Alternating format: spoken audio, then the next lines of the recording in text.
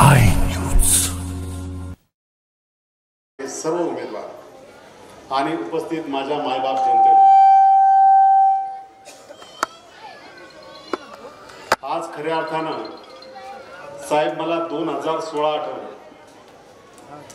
2016 मध्ये अशीच तुडुंब गर्दी होती आणि तीच विजयाची सभा ठरली। आज खऱ्या अर्थानं या ठिकाणी आठवण येते लोकनेते पंडितराव धर्माजी पाटील,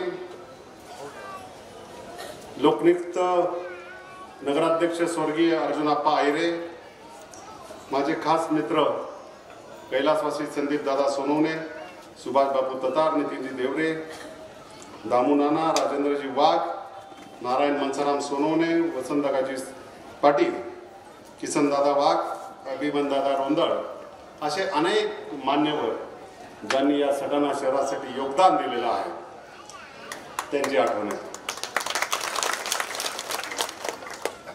खरं म्हणायला गेलं, तुमच्या सगळ्यांच्या आशीर्वादामुळे 2016ला मला ही संधी मिळाली आणि ज्या दिवशी साहेब चार्ज घेतला नगरपालिकेचा, त्याच दिवशी नगरपालिकेच्या पहिल्या पायरीवर नतमस्तक झालो आणि ठरवलं की कुठल्याही परिस्थितीमध्ये जनतेचा विश्वास जायला नको, या दृष्टिकोनातून कामाला सुरुवात केली। आणि एकच ध्येय होतं की जी आश्वासने तुम्हाला दिलेली होती, जो वचननामा दिलेला होता, तो वचननामा कुठल्याही परिस्थितीमध्ये पूर्ण झाला पाहिजे। या सटाणा शहरामध्ये अनेक वर्षापासून आपल्याला आठवत असेल की सगळ्यात जास्त भयानक प्रश्न असेल तो फक्त पाण्याचा होता। त्यावेळेला जनता अशी म्हणत होती, पाणी पाहिजे, पाणी पाहिजे। हाऊसिंग वर तर पाणी 4-4 दिवस येत नव्हतं, गावात येत नव्हतं, टँकर चालायचे। अशा वेळेला माननीय खासदार डॉक्टर सुभाष भामरे यांना घेऊन त्यांनी मला सांगितलं, चला आपण मुख्यमंत्र्यांना भेटू। वर्षा या निवासस्थानी त्यांना भेटलो आणि जी सटाणा नगरपालिकेची विकास कामं होती ती पूर्ण होतील असं देवेंद्रजी फडणवीस यांनी सांगितलं। आणि तेव्हापासून माझ्या मनात एकच विचार, कुठल्याही परिस्थितीमध्ये पाणी पुरवठा योजना ही झालीच पाहिजे, या दृष्टिकोनातून कामाला सुरुवात केली मी व माझे नगरसेवक। पाणी पुरवठा योजना एवढं सोपं नव्हतं। पहिल्याच मीटिंगला आम्ही सर्व नगरसेवकांनी ठरवलं, मी 73 विषय साहेब पहिल्यांदा नगरपालिकेच्या इतिहासामध्ये 73 विषय एकाच मीटिंगला, आणि विशेष म्हणजे माझ्या सर्व नगरसेवकांचा आभार मानतो की ज्यांनी 5च मिनिटात 73 विषय संपवले। त्याचं कारण असं होतं की तो कुणाच्याही घरातला विषय नव्हता, तो फक्त सटाणा नगरपालिकेचा विकासाचा अजेंडा होता। पुण्यात पाणी पुरवठा योजना करणं सोपं नव्हतं। मला अनुभव होता मान्य कैलासवासी आदरणीय अर्जुनाप्पांचा। केळझरला आता आप्पांनी, शिवाजी आप्पांनी ओळख करून दिली। केळझरची योजना जी काही मंजूर झाली होती, आमदार साहेब, ती भारतीय जनता पार्टीच्या कारकिर्दीत मंजूर झालेली योजना होती, परंतु तिला पण विरोध होता, तिला कुठेतरी गालबोट लागलं। त्यावेळेला देखील मी कोर्टात गेलो होतो, जनहित याचिका दाखल केली होती। अर्जुन आप्पांनी, मी लहान होतो पण अर्जुन आप्पांनी मला नगरपालिकेत सत्कार केला होता, परंतु ती योजना बारगळली। नंतर सटाणा शहर वाढत गेलं आणि आमच्या डोक्यात कल्पना सुचली की जर समजा सटाण्याचा कायमचा 50 वर्षाचा प्रश्न सोडवायचा असेल तर पुनत शिवाय पर्याय नाही। आणि ज्या वेळेला पुनत योजनेच्या कामाला लागलो, आता त्यावेळेला पुनत धरणामध्ये आपल्याला विहीर घ्यायची होती, तिथून पाणी उचललं तरच सटाणा शहराचा प्रश्न सुटेल। पुनत धरणामध्ये सटाणा नगरपालिकेची स्वतःच्या नावावरची जागा आपण घेतली, त्याच्यानंतर तिथंच फिल्टर पॅड करायचा। त्याचं कारण असो, तिथून जे पाणी येणार आहे ते पाणी पूर्णपणे ग्रॅव्हिटीने येईल, कुठल्याही लाईटची, विद्युतची गरज नाही। विना मोटर सटाणा नगरपालिकेच्या सर्व पाण्याच्या जलकुंभांमध्ये ते पाणी जाणार। तिथं केळझर आपल्या तालुक्यात होऊ देत नव्हते. हे पाणी आणायचं होतं कळवणवरून. कळवणचा विरोध होत असताना आम्हाला चांगलं आठवतं किती त्रास भोगला. जागा विकत घेतल्या. परत सटाणा शहरामध्ये पाण्याच्या टाक्या पाहिजे होत्या साहेब, 2 पाण्याचे जलकुंभ. त्याच्यासाठी परत चौकावडीवर टाकी घेतली. परत 1 एकर जागा घेतली. 3 जागा पहिल्याच मिटिंगला खरेदी करण्याचा ठराव केला. आणि तुमच्या माहितीसाठी सांगतो, कारण आता निवडणूक येत आहे. निवडणुकीमध्ये अनेक लोक येतील ज्याला काही माहिती नाही, ज्याला त्याच्यातला गंध नाही, ती सुद्धा लोक येतील. ती म्हणतील की जागा विकत घेतल्या. अरे त्या सर्व जागा शासकीय दराने घेतल्या. पुण्याची ज्या माय माऊलींनी पुणे धरण बघितलं, ती फिल्टर पॅन्टची जवळजवळ 1.5 कोटीची जागा साहेब आम्ही 9 लाख रुपयाला घेतली. धरणामधली जागा मोजून 1.5 लाख रुपयाला घेतली. ही आपण जे जलकुंभ बांधले त्याची जागा मोजून 4 का 4.5 लाख रुपयाला घेतली. आणि या खरेदीमध्ये मी नगरपालिकेचं 100% आभार मानेन. पण मी आमच्या सर्व टीमचं मनापासून आभार मानतो की 20-20 एनओसी साहेब आम्ही 1-1, 2-2 दिवसात घेऊन यायचो. खाजगी यंत्रणा काम करायची. आमच्यापैकी अनेक नगरसेवकांना माहिती नव्हतं, 1.5 वर्ष माहिती नव्हतं की जागा घेतली. त्याचं कारण असं होतं की परत केळझर व्हायला नको याची पुरेपूर काळजी मी, माझ्या टीमने, त्या नगरपालिका काही प्रशासनातील अधिकाऱ्यांनी पूर्ण काळजी घेतली. आणि तुम्हाला सांगतो, आणि एक दिवस उजाडला आणि त्या दिवशी पुनः पाणी पुरवठा योजनेला प्रशासकीय मान्यता मिळाली. 51 कोटी रुपयाची योजनेला मान्यता मिळाली. आणि मान्यता मिळाल्यानंतर कचवे सर नगरपालिकेमध्ये आपले डॉक्टर साहेब होते. आम्ही मिटिंग घेतली आणि प्रशासकीय मान्यतेच्या दुसऱ्या दिवशी बातम्या आल्या की प्रशासकीय मान्यता मिळाली. एवढा गोंधळ चालू झाला. कोणी उपोषण करतं, कोणी म्हणतं रक्त सांडू, कोणी म्हणजे रक्ताचे पाड जातील. तुम्हाला आठवत असेल काय काय बोलत होतो.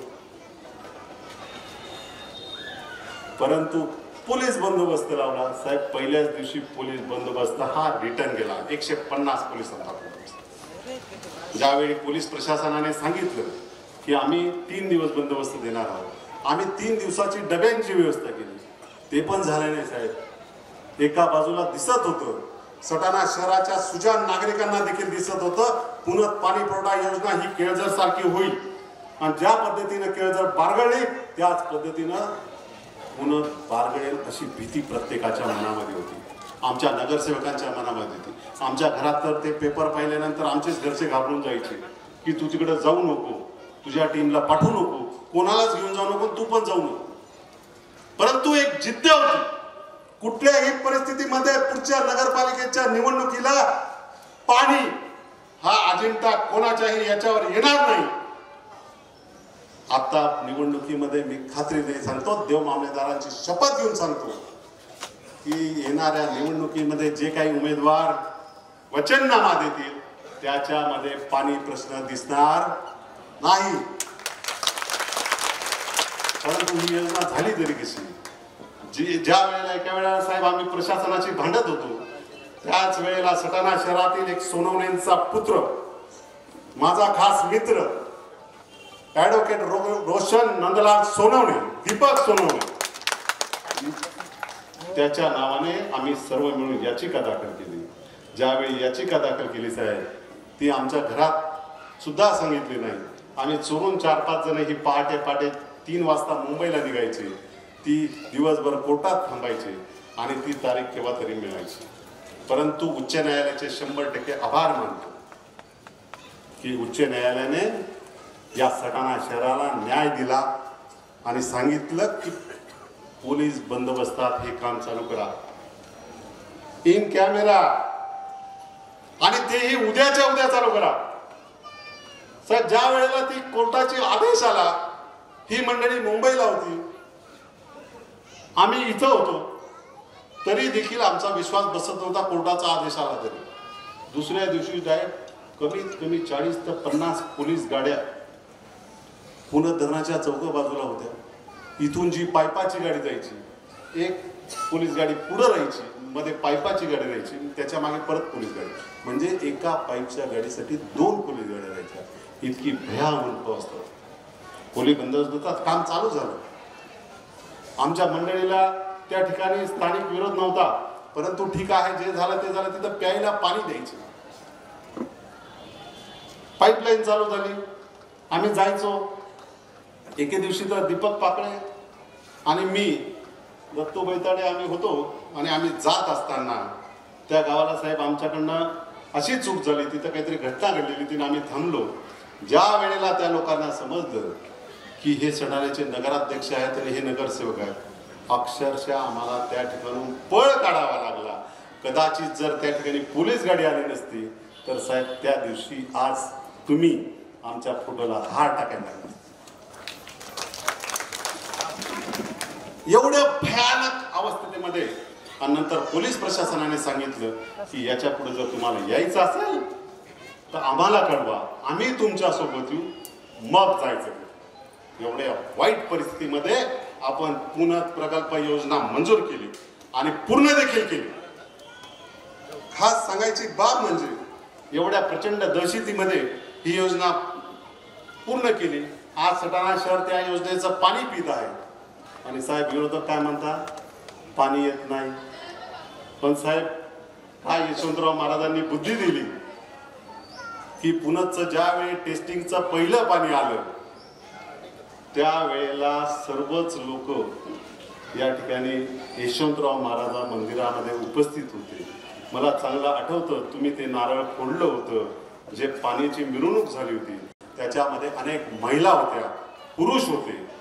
आणि झालं काय तर त्या कार्यक्रमाला जे आरोप करणारे आहेत उद्याला तुम्ही स्क्रीनवर बघा. जे लोक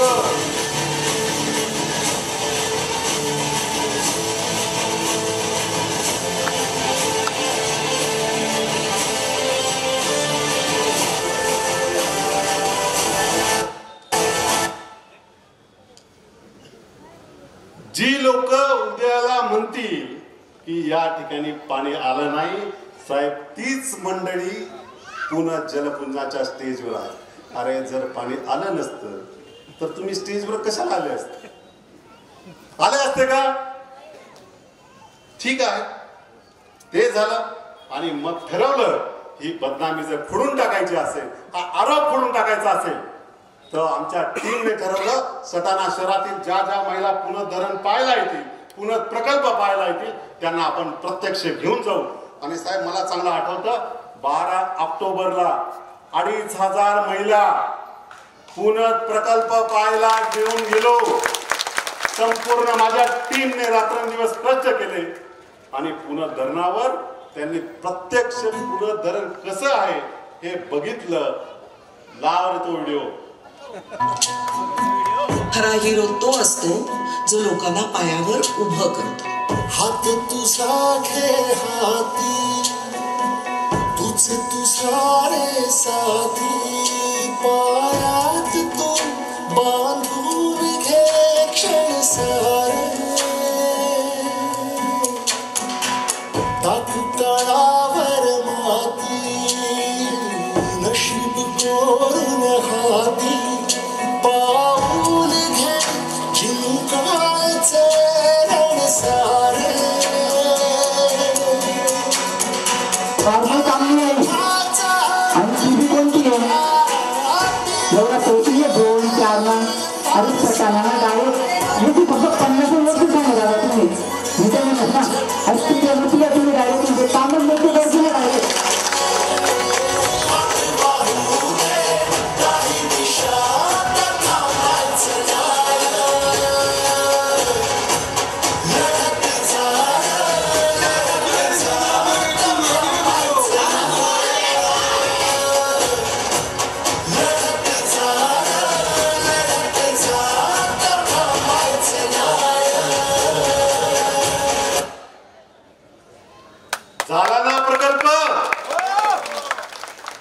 लक्षात घ्या. येणाऱ्या निवडणुकीमध्ये जे काही पुण्यावर बोलतील त्यांच्या विरुद्ध बोलण्याची हिंमत तुम्ही दाखवायची. मला खात्री आहे ज्या माझ्या माता भगिनी असतील त्या दाखल्याशिवाय राहणार नाही. आता तुम्हाला खरं सांगतो, ज्यावेळी साहेब ही पुनर्वसन योजना चालू होती त्यावेळेला सूरज मांढरे साहेब जिल्हाधिकारी होते. त्यांना देखील प्रचंड त्रास झाला आणि त्यांनी एका सार्वजनिक कार्यक्रमामध्ये एकच वाक्य वापरलं साहेब. ते वाक्य आपण ऐकू. समाजसेवा करायची तर मग समाजसेवक का होत नाही? इथे तर परीक्षा पण नाही, काहीच नाही, समाजसेवक का होत नाही? मला नॅचरल बुद्धी झाली. मी म्हटलं की समाजसेवक जर मी झालो ना आणि जर एखाद्या गावामध्ये टँकरची समस्या असेल तर मला शेवटी त्या कुठल्या तरी सरकारी अधिकाऱ्याकडे जाऊन त्यालाच विनंती करावं लागेल. तो जर ऐकणारा नसेल तर मला आंदोलन करावं लागेल, नाही तर कोर्टात जावं लागेल, काहीतरी करावं लागेल. ते सुनील मोरे सांगतील तुम्हाला की पाणी आणण्याकरता काय काय करावं लागेल. हे वाक्य कुणाचं आहे? जिल्हाधिकाऱ्यांचं आहे. सटाण्याच्या देवेंद्र वाघ, देव मामलेदार यशवंतराव महाराज पुरस्कार त्यांना दिला होता. त्यातलं वाक्य आहे की किती त्रास होतो हे सुनील मोरेंना विचार. कोण बोलतं? जिल्हाधिकारी. आता ते राज्याचे सचिव. विचार करा, ही पुनः पाण्याचा प्रश्न या सटाणा शहराचा मिटला. परंतु 2016ला जे वचननाम्यामध्ये दिलेलं होतं त्याच्यामध्ये एक एक गोष्ट सांगतो. माता भगिनींनो, खरी असेल तर खरी सांगा, खोटे असेल तर नाही सांगा. पूर्वी 2016ला घंटागाड्या रेग्युलर यायच्या का नाही? आता रोज सणाच्या दिवशी सुद्धा घंटागाडी येते. आणि फक्त घंटागाडीच येत नाही तर त्याला एक मागे मदतनीस असतो. म्हणजे कोणी वयस्कर व्यक्ती राहिली तर त्यांना देखील त्याच्यामध्ये असं आश्वासन दिलं होतं साहेब. दोदेश्वर नाक्यावर 4000 मुलं रोज रस्ता क्रॉस करायचे. त्या ठिकाणी स्काय वॉकची निर्मिती करू. तर साहेब त्या ठिकाणी देव मामलेदार यशवंतराव महाराजांच्या नावाने आपण स्काय वॉक केला का नाही केला? आणि त्याच्यावरून रोज जवळजवळ 1500 ते 1600 विद्यार्थी क्रॉस करतात तो रस्ता.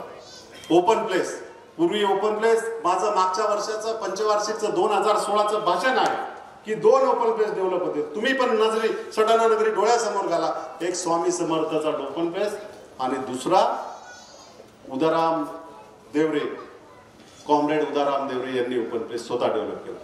त्याच्यानंतर होता एखादा ओपन प्लेस डेव्हलप. आता जवळजवळ 35 ते 45 ओपन प्लेस डेव्हलप केले. 45 ते 35 ओपन प्लेस डेव्हलप नाही केले. त्याच्यासाठी नाना नानी पार्क साठी संकल्पना आली. आज जर आपण सायंकाळी गेलो तर नाना नानी पार्क मध्ये ही प्रचंड गर्दी राहते. म्हणजे एवढे ओपन प्लेस आपण मोजून 5 वर्षाच्या कार्यकाळात केले. शिक्षक पुरस्कार आम्ही वचननाम्यामध्ये होताच, पण 5 वर्ष लागोपाठ जवळजवळ आम्ही 100 उत्कृष्ट शिक्षकांना पुरस्कार दिला. त्याचं कारण काय होतं की आमच्या विद्यार्थ्यांना चांगलं शिक्षण देता त्यांचा सन्मान झाला पाहिजे. आणि तो कार्यक्रम आज देखील साहेब भविष्यामध्ये आम्ही या ठिकाणी राबवणार आहोत. आज आपण या ठिकाणी बघत आहोत, आपण रथ मिरवणूक जो मार्ग आहे तो अंडरग्राऊंड लाईटने झाला पाहिजे असं आश्वासन दिलं होतं. अंडरग्राऊंड लाईटची अडचण आली, पण आम्ही ज्या ओव्हरहेड लाईन होत्या साहेब, यशवंतराव महाराज रथ मार्ग तुम्ही उद्या सकाळी बघून घ्या. रथ मार्ग कुठून जातो, इथून सुद्धा रथ मार्ग जातो. त्या काळ्या वहिनी दिसत असतील, सर्व ताराच्या तारा काढून टाकल्या. आज एकही तार रथ मार्गावर नाही. म्हणजे कुठलाही इलेक्ट्रिक अपघात होऊन कुठलीही काही घटना घडणार नाही याची काळजी देखील आम्ही. डॉक्टर बाबासाहेब आंबेडकर संकुल उभं करू केलं का नाही केलं? मागच्याच बाजूला आहे भारत भाऊ. केलं का नाही केलं? केलं. स्वतः त्याच्यासाठी माननीय आठवले साहेब आले होते, त्यांनी उद्घाटन केलं, ते पूर्ण केलं. त्याच्यानंतर माझ्या सटाणा शहरामध्ये जे काही दिव्यांग बांधव असतील त्या दिव्यांग बांधवांसाठी स्वतंत्र इमारत महालक्ष्मी मंदिरासमोर बांधून दिली. बच्चू कडे साहेबांची मी स्वतः भेट घेतली होती. आणि इमारतच बांधून दिली नाही तर 228 दिव्यांग बांधवांना 500 रुपये महिन्याप्रमाणे शिष्यवृत्ती चालू केली.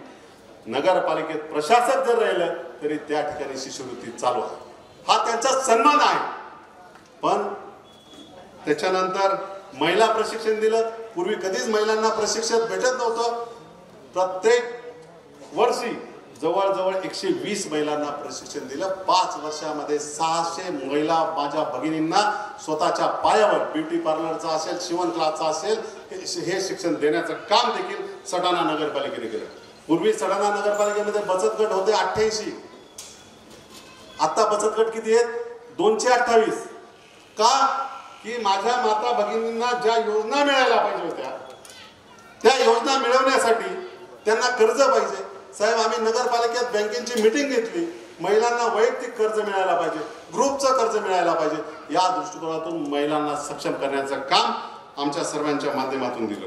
त्याच्यानंतर आपल्या सटाणा शहराचा घंटागाडीचा प्रश्न बोललो, पण घंटागाडीमध्ये कचरा टाकल्यानंतर तो कचरा डेपोवर जायचा. तुम्हाला सगळ्यांना आठवत असेल, त्या ठिकाणी खूप म्हणजे जवळजवळ 200 ते 500 मेट्रिक टन कचरा साहेब आम्ही संपूर्णपणे पेल करून टाकला. आणि हेच नाही, जे आरोप करतील त्यांच्या आजूबाजूला, ते कचरा डेपोच्या आजूबाजूला काही लोक राहत होते. तिथं कंपाऊंड कधीच झालं नव्हतं. कचरा डेपोला 5 एकर जागेला कंपाऊंड केलं. 5 एकर जागेला 10 फूट उंच कंपाऊंड केलं. कचरा कुणाच्याही शेतामध्ये जाणार नाही ते काम केलं. आणि त्या कचऱ्याचं बायोमायनिंग आमदार दिलीप बोरसे साहेबांच्या हस्ते उद्घाटन केलं. आज अशी परिस्थिती आहे, रेग्युलर प्रकल्प चालू झाला तर रोजचा कचऱ्याचं रोजच खत होईल अशी व्यवस्था त्या ठिकाणी तयार झालेली आहे. तुम्हाला पाहायची असेल तर तुम्ही उद्या ते पाहू शकता. आज या ठिकाणी अनेक युवक आज सटाणा शहरामध्ये IAS झाले, IPS झाले, त्यांच्यासाठी अभ्यासिका करणार हे शब्द दिला होता. डॉक्टर जगताप यांच्या समोर ओपन प्लेस आहे, त्या ठिकाणी आपण अभ्यासिका केली. बघून घ्या तुम्ही अभ्यासिका केली का नाही.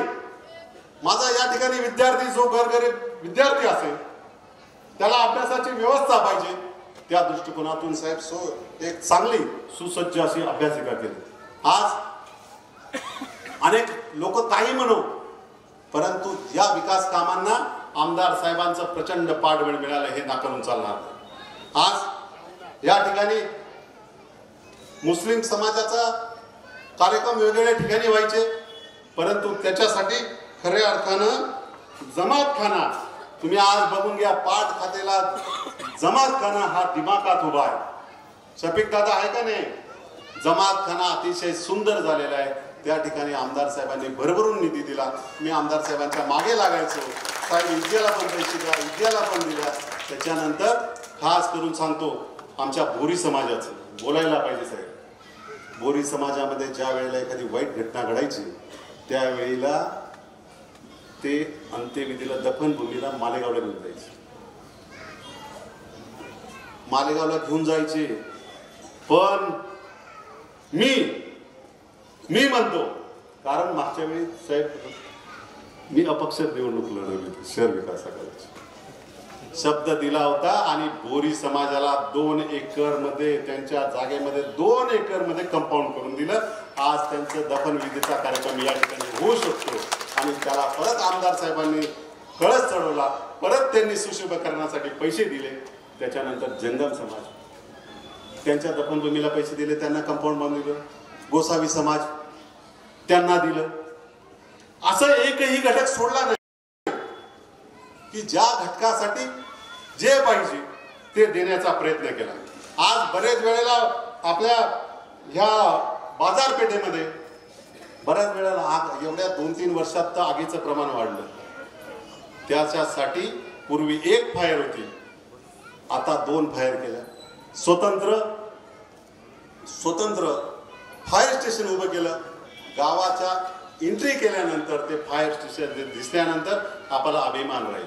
एक मोठी फायर होती, आता या मधल्या छोट्या छोट्या रस्त्यांमध्ये फायर जायला पाहिजेमुळे नगरपालिकेला परत प्रस्ताव टाकून दुसरी छोटी फायर घेण्याचं काम या ठिकाणी आपण अनेक कामं केली. राम मंदिराचं केलं, साईबाबा मंदिराचं केलं, भारत पाकिस्तान युद्धातील रणगाडा डॉक्टर सुभाष भामरे साहेब यांच्या माध्यमातून आणला. आय लव्ह सटाणा केलं. पण साहेब हे करत असताना माझ्या सटाणा नगरपालिकेच्या कर्मचाऱ्यांवर देखील अन्याय होणार नाही याची जबाबदारी देखील आम्ही साहेब कधीच कोणी केलं नाही. 10 वर्षापासून रोजंदारी कर्मचारी थांबलेले होते. जो नगराध्यक्ष प्रत्यक्षाला जो नगरसेवक गेला त्याच्या मागे जायचे, या यामना पोऱ्यानं काम करा, असं करा, तसं करा, काही होई जाईल इथपर्यंत सुद्धा बोलायचे. पण साहेब 43 कर्मचाऱ्यांना परमनंट करण्याचं काम मी व माझ्या सर्व सहकाऱ्यांनी केलं. आणि विशेष म्हणजे तेच नाही केलं तर त्यांचे अनेक वर्षांच्या थकबाकी होत्या. 1,17,00,000 रुपये 4च महिन्यात त्यांना दिले साहेब. 1,17,00,000 रुपये.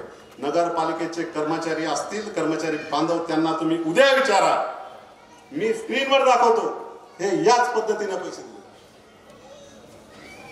त्यावेळेचे जेवढे नेते होते, कामगार नेते, तेवढ्यांनी सुद्धा गौरव उद्गार साहेब आपल्यावर काढले होते, यात शंका नाही.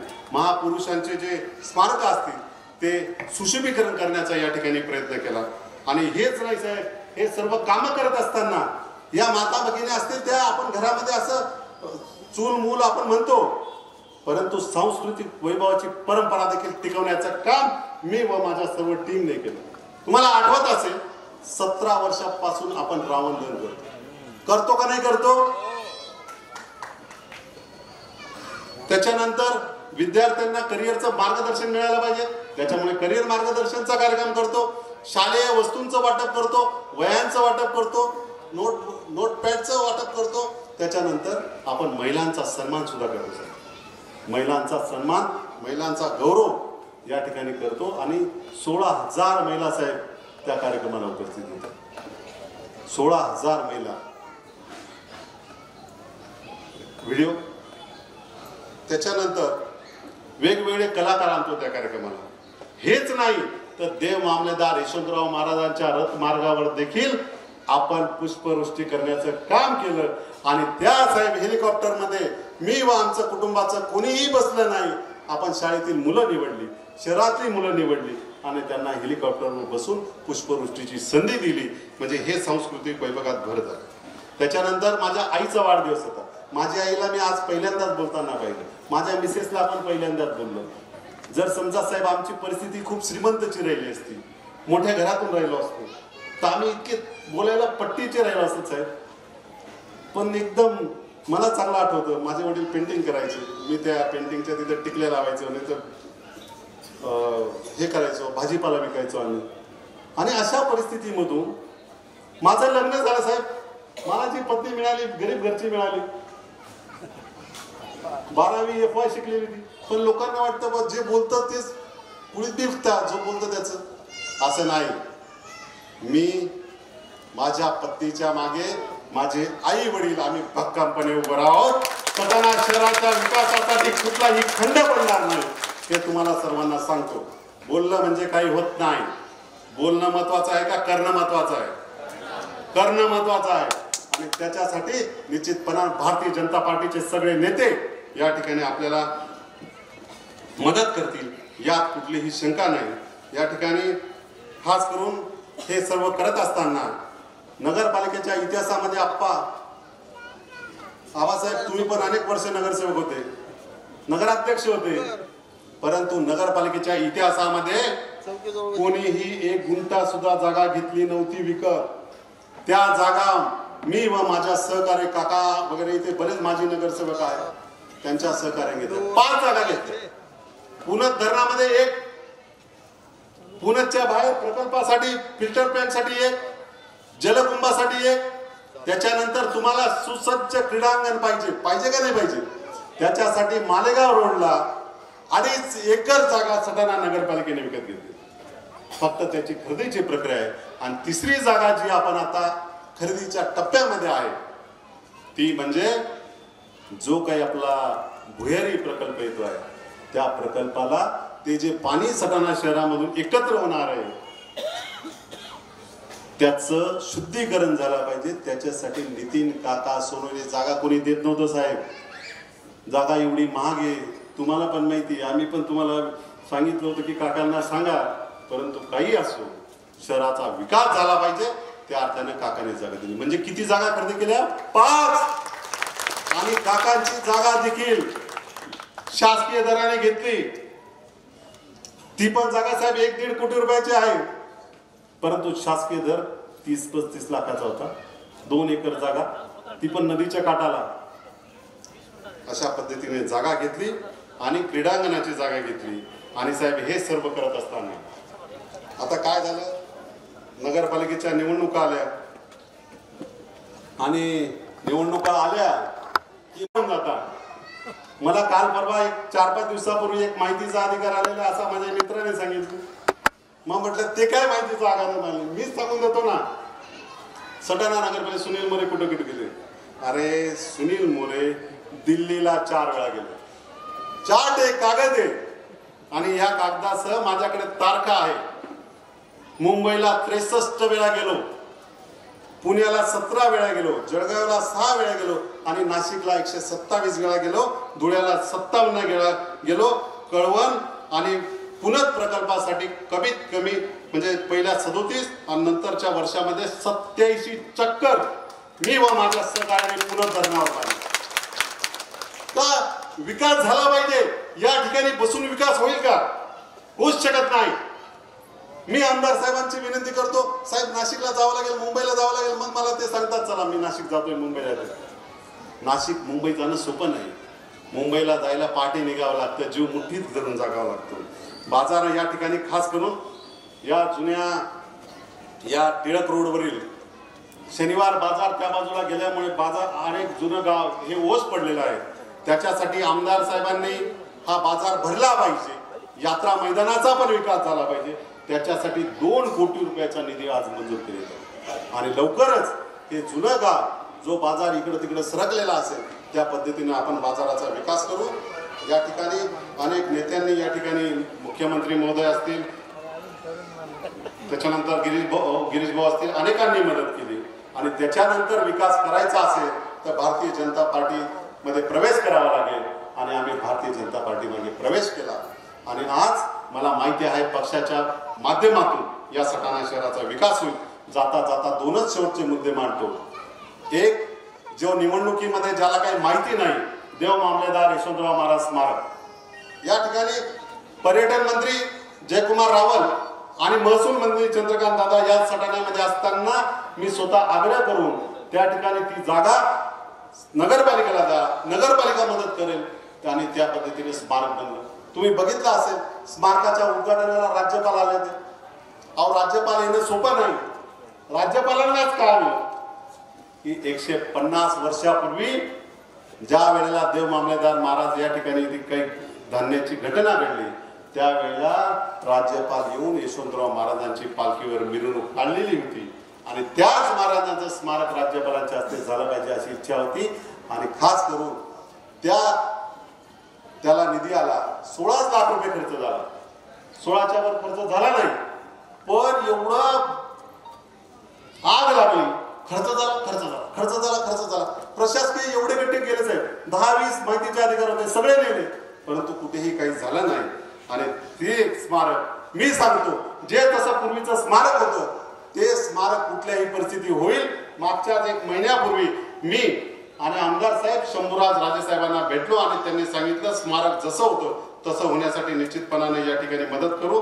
आज हे 5 वर्षाची कारकीर्द वाचत असताना साहेब 2 गोष्टींचा खास करून उल्लेख करावा लागेल की आमची नगरसेवकांची असेल, माझी असेल, 5 वर्षाची कारकीर्द झालीच नाही. 2 वर्ष आमचे करोना काळामध्ये गेले, त्याच्यानंतर 7 निवडणुका लागल्या, शिक्षक निवडणुका असेल, पदवीधर निवडणुका असेल, अशा 7 निवडणुका लागल्या. म्हणजे 3 वर्ष आचारसंहितेचा 1 वर्ष आणि 2 वर्ष त्या काळामध्ये आमची गेलेली आहेत. कोरोना काळामध्ये व्यापाऱ्यांना 3 किलोमीटरची बंदी होती. साहेब पिंटू राका असतील, बापू आम्हाला यांना माहिती आहे की मी स्वतः जिल्हाधिकाऱ्यांकडे जाऊन 3 किलोमीटरची 300 वर केली, 300ची नंतर परत कमी करत आलो. आणि याच्या ठिकाणी तुम्हा सटाणा शहरवासियांना खास करून सांगतो की आता निवडणूक आली, निवडणूक काळामध्ये काय होणार आहे. सुनील मोरेंनी घरपट्टी वाढवली, सर्वात महत्वाचा प्रश्न आहे. माझे जवळचे मित्र देखील ऐकत असतील, पण त्या विषयावर मी जर आज बोललो नाही तर तुम्ही म्हणणार सुनील मोरेंनी खरंच घरपट्टी वाढवली. साहेब घरपट्टी 1 रुपया सुद्धा सुनील मोरेंनी आणि माझ्या सर्व नगरसेवकांनी वाढवली. आज बोलणार आहे मी त्याच्यावर.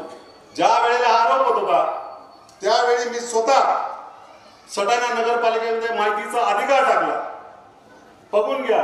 आणि त्या माहितीच्या अधिकारामध्ये माझ्या आधी ज्या वेळेला ती घरपट्टी वाढली त्याची माहिती मिळावी आणि मी तुम्हाला सांगतो सांगितलंच पाहिजे. कारण नाही ताक घेवा जावांचे लोट लपाडानं साहेब मी तुम्हाला सांगतो 2006 मध्ये आता खरं तर आमचे गुरुवैरी आहेत बाबा होते त्यावेळेला नगराध्यक्ष त्यावेळेला निवासी वाढली 4 ठेवला साहेब समोर डायरेक्ट 15%, वाणिज्य वाढली 15%, नंतर 2000 आपले पांडुनाना सोनून होते तेव्हा पण 30 वाढली. सुशीलाताई रोंदळ होत्या आमच्या आजीबाई त्यांच्या काळात पण 30 वाढली आणि 2018ला सुनील मोरेंच्या काळात सुद्धा 30 वाढली. हा चार्ट आहे तारखा आहे.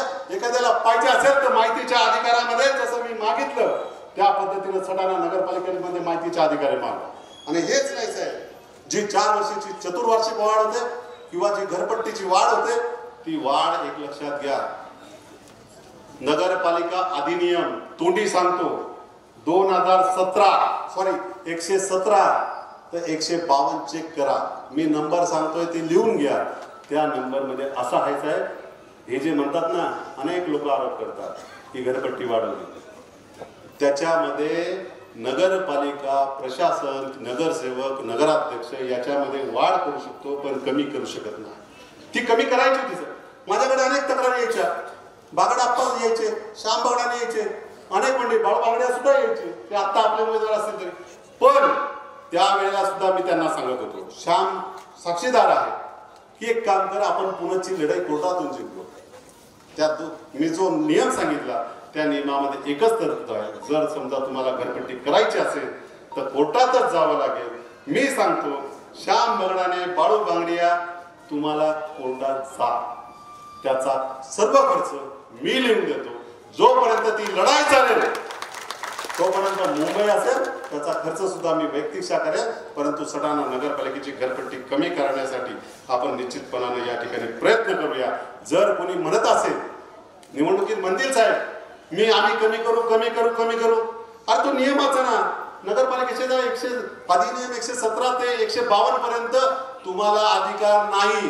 ते सर्व खोटं सर्व श्याम भाऊ आपण माहिती आणलेली आहे.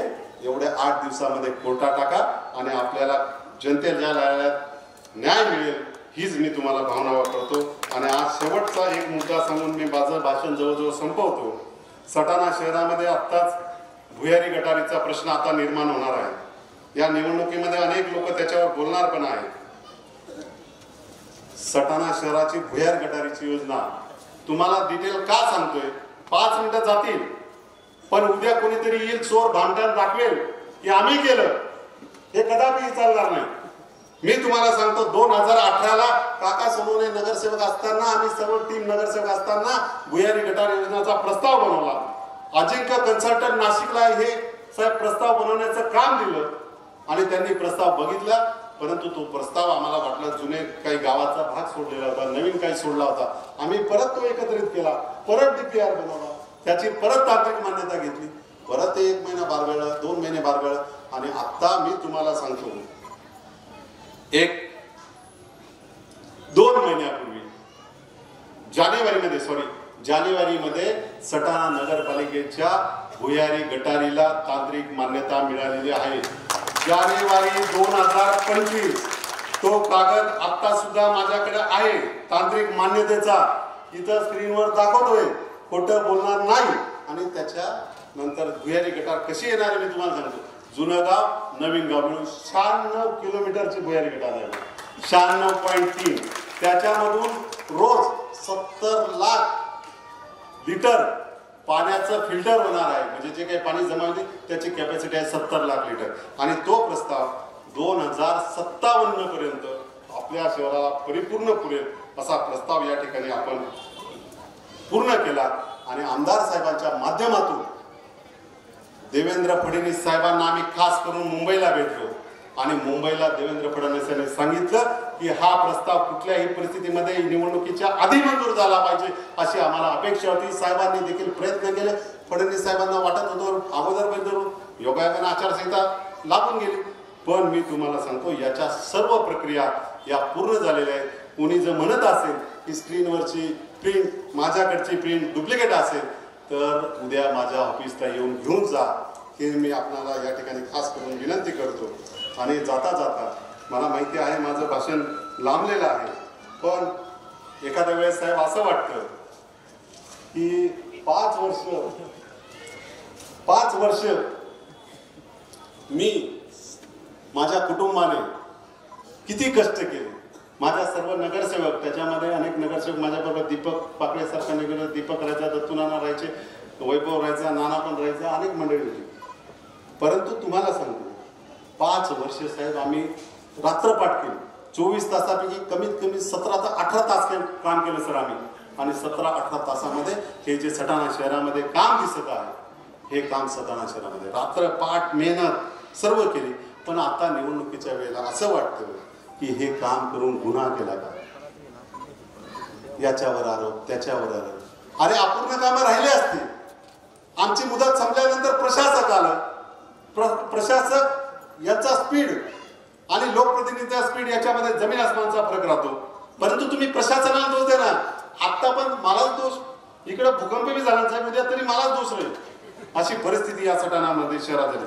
बऱ्याच वेळा असं वाटतं हे पुण्याचं पाणी का सुनील मोरे एकटाच पिणार आहे, विशिष्ट जातीचे लोक पिणार आहेत, इतर कोणी पिणारच नाही.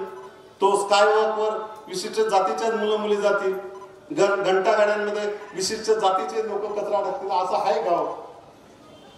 अरे सार्वजनिक जीवनामध्ये जे काही काम केलं त्या सटाणा शहराच्या मामालींसाठी, भावा बहिणींसाठी, मुलांसाठी, युवकांसाठी, महिलांसाठी केलेलं. आज हे सर्व झालं, पण मागच्या वर्षाचा पंचनामा बघा, वचननामा, आता पूर्ण केलेले आपण विकासवारी बघा आणि त्याच्यामध्ये काय फरक आहे बघा. आणि तुमच्या माहितीसाठी सांगतो, लवकरच आमदार साहेबांच्या हस्ते, जिल्हाध्यक्ष आदरणीय कचवे सर, आमचे निरीक्षक दादासाहेब जाधव, आमचे जिल्हाध्यक्ष पुष्पदार पाटील, सर्वांच्या हस्ते आणि तुमच्या सर्वांच्या उपस्थितीमध्ये आपण लवकरच जनतेचा वचननामा आणणार आहोत. एवढ्या 2 दिवसात आपण पुढे काय करणार आहोत त्याचा वचननामा एवढ्या लवकरच आपल्याकडे येईल. मी एक सांगतो साहेब, अनेक लोक म्हणतात हलकी वडांग म्हणून पार्टी देतात, मी बी सहन करी जाऊ द्या बॉस, कारण काय आहे, गरिबावरच अन्याय होतो अशी म्हण आहे. पण एक सांगतो, माझं गाव हीच माझी जात, माझं गाव हाच माझा धर्म. आणि जाता जाता एक शेर म्हणून जातो साहेब. मी शेर कधी म्हणत नाही, पहिल्यांदाच म्हणतोय. आमचे महेंद्र शर्मा मला नाद लावून देतात. शेवटी एकच सांगतो, तुम लाख कोशिश करो मुझे हराने की, तुम लाख कोशिश करो मुझे हराने की, मैं जब जब बिखरा हूं, जब जब दिख रहा हूं, तब तब दुगनी रफ्तार से बिखरा हूं, दुगनी रफ्तार से निकला हूं. या ठिकाणी मी तुम्हाला पुन्हा एकदा 2 तारखेचं मतदानाचं खास करून विकासासाठी कमळाला सर्व उमेदवारांना मतदान करा ही आपल्याला मनापासून विनंती करतो आणि माझं लांबलेलं भाषण या ठिकाणी थांबवतो. धन्यवाद.